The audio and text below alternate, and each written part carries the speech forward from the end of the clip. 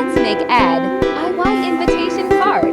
First, trace the template on the colored cardstock. Cut the traced part.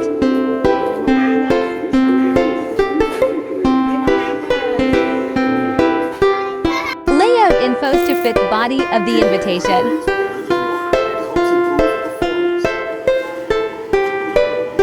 Then separate each parts for printing.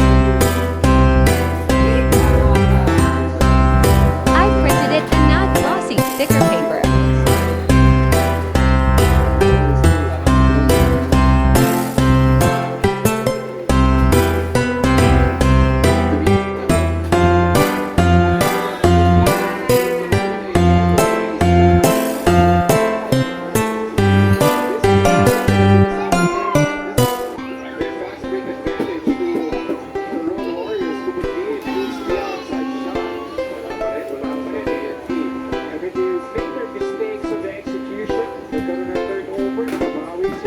Cut the parts.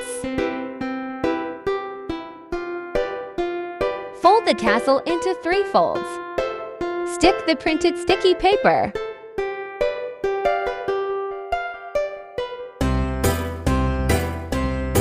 Put double-sided tape to secure the ribbon.